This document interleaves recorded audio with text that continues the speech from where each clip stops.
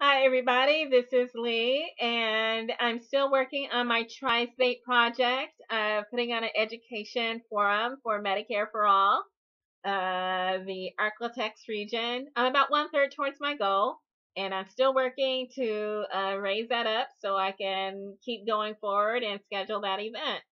Hopefully at the end of April, that's my target. I've been seeing some comments online about Medicare for all or single payer universal health care, some pushback for people who consider health care a right. The response is no, it's not. Bernie Sanders considers health care to be a right. Some of the people in West Virginia seem to feel that health care is a right. But some people do not feel that way. Apparently, they feel that healthcare is a privilege.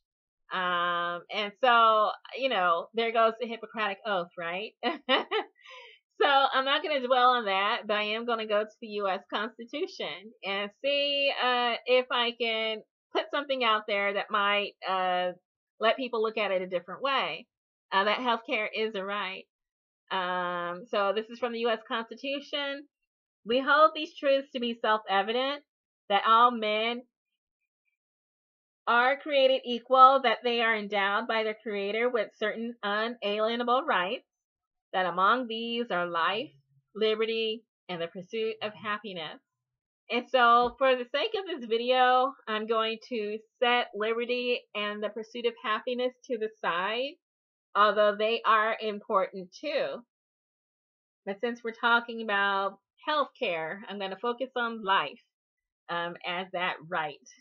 So we know from the U.S. Constitution that life is a right, and that it's an unalienable right. However, under our U.S. Healthcare system, which is actually health insurance, a health insurance system, that 45,000 people lose their lives, that which to there are guaranteed a constitutional right to have. So 45,000 people per year have their right to life harmed by our current healthcare system, which is the Affordable Care Act, which is called Obamacare, or the ACA.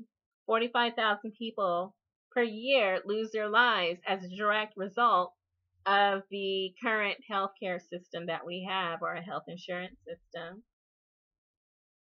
And so this is a direct result of inadequate or even non-existing access to quality health care. People are dying. They are having their constitutional rights violated, and then they are dying.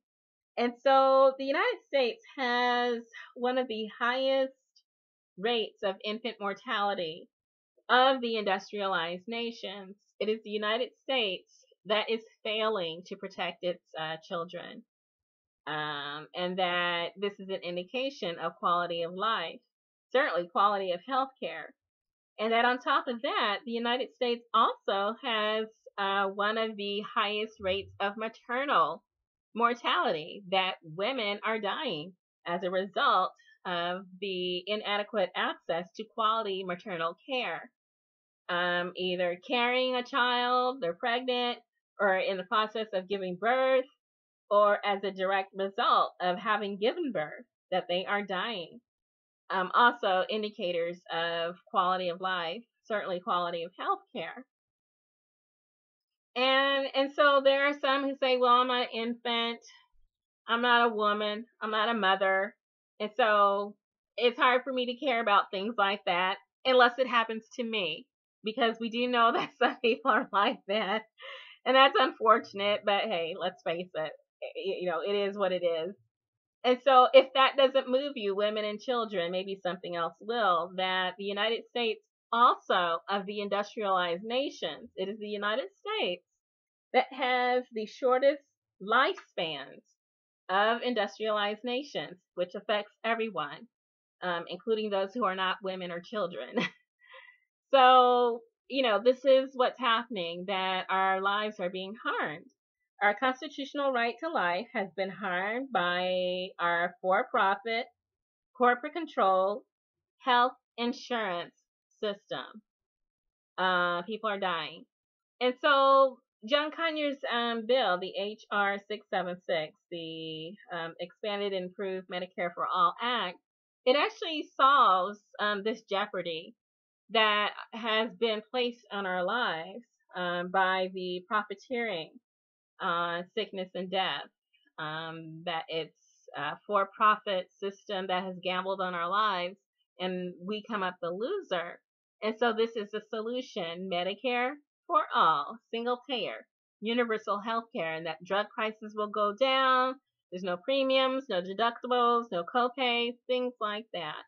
And so I'm really ready to continue to get out there and educate the tri-state area, the community, and let them know that there is a solution, and that taking chances by going on GoFundMe to raise money for medical expenses, or holding bake sales, or car washes, or bingo games, which I've seen all of that being used to raise money to pay medical expenses, that it's an indication that our current healthcare or health insurance system is actually resulting in people losing their lives because they cannot afford to pay to live, to pay for their constitutional right to life.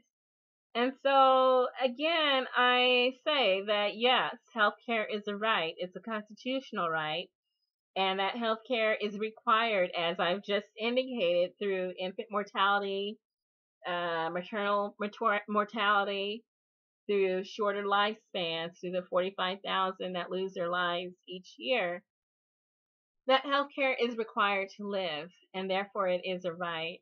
I'm going to go ahead and link to an article on this that I saw at Truthout, and let people contemplate that yes, healthcare is a right, that it's a solution to have a single payer because it gets out the expense or the cost barrier that people have that prevents them from living. And so I'll let people read on that and see what they think. Good luck.